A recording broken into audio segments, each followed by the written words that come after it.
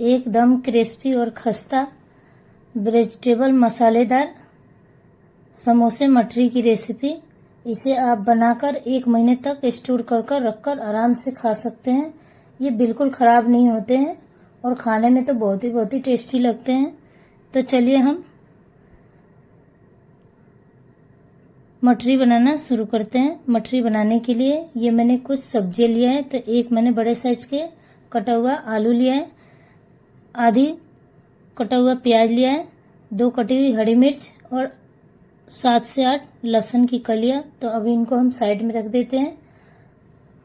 अब हम mixie jar लेंगे और जार में हम इन सब्जियों को ट्रांसफ़र कर देते हैं। तो हम आलू को भी ट्रांसफ़र कर देते हैं, प्याज को ट्रांसफ़र कर देते हैं, हरी मिर्च को ट्रांसफ़र कर देते हैं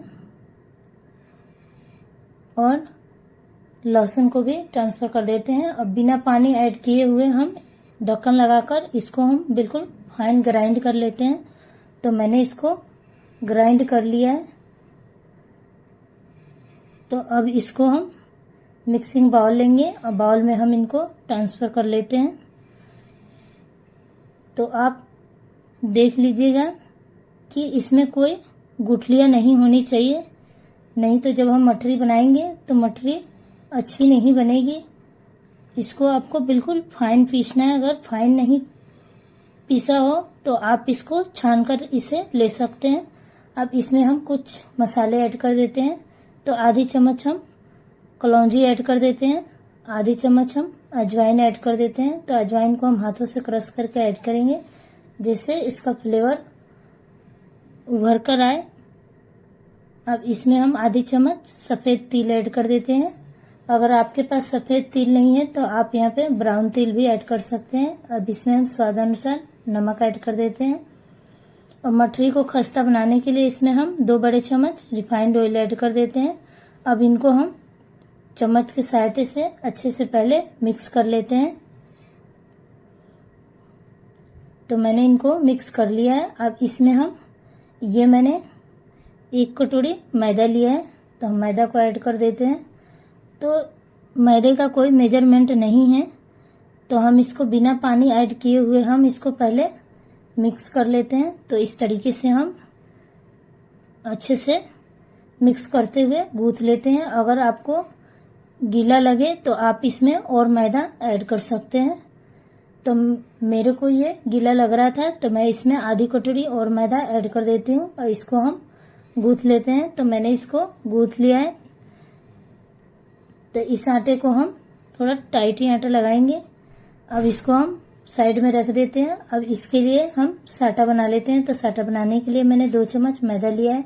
अब इसमें हम रिफाइंड ऑयल ऐड कर देते हैं और इसको हम चम्मच से अच्छे से मिक्स करते हुए घोल लेते हैं। तो ये हमारा साटा बनकर रेडी हो चुका है। अब साटा को हम साइड में रख देते हैं। अब हम आटा को देख लेते हैं। तो आटा को हम एक बार मसलते हुए चिकना कर लेते हैं।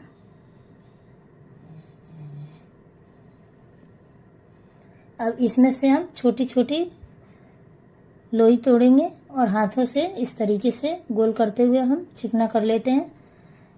तो हम बिल्कुल छोटी छोटी लोई तोड़ेंगे। तो इस तरीके से मैंने कुछ लोइयाँ तोड़कर बना लिया है। अब हम चलते हैं, इसको बेल लेते हैं।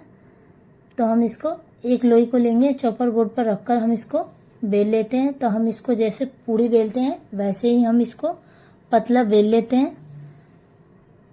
अब इसके ऊपर जो हमने साटा बना कर रखा था, हम साटा को इस तरीके से चम्मच से बराबर लगा देते हैं। अब इसको हम आधे आटे को हम उठाएंगे एक तरफ से और इसको हम फोल्ड कर देते हैं। अब फिर से हम इसके ऊपर साटा लगा देंगे और फिर से हम आधे को इस तरीके से हम मोड़ देते हैं। अब इसको हम बेल कर थोड़ा सा पतला कर लेते हैं। तो इस तरीके से हम बेलते हुए इसको पतला कर लेंगे। तो मैंने एक मट्ठी को बनाकर रेडी कर लिया है। एक मट्ठी मैं और बनाकर दिखाती हूँ। तो हम सेम तरीके से लोई लेंगे और हम इसको बेल लेते हैं पतला। अब इसके ऊपर हम साटा लगा देते हैं।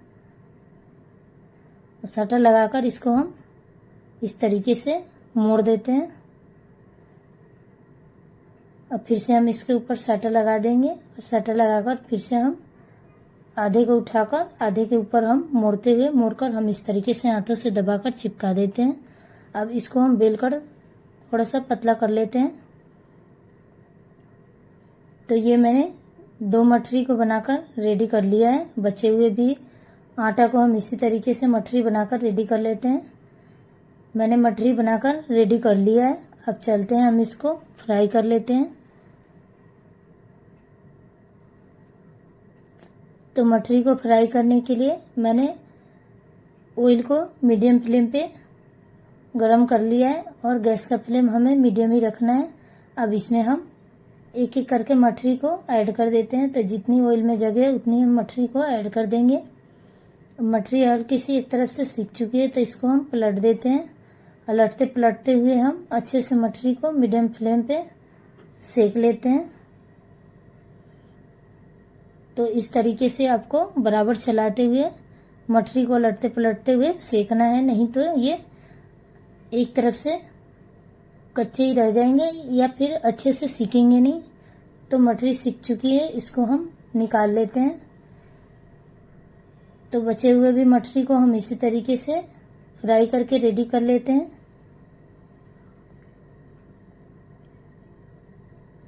मैंने सारी मठरी बनाकर रेडी कर लिया है।